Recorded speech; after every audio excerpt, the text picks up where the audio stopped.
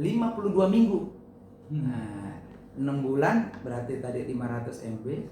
Kemudian 52 minggu berarti setahun.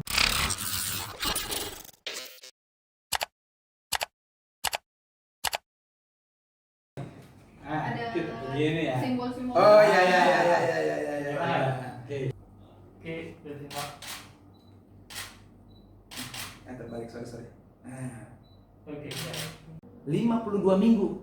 Nah, 6 bulan berarti tadi 500 MB. Kemudian 52 minggu berarti setahun. Kita kasih setiap minggunya 250 MB. Asal isi kuota.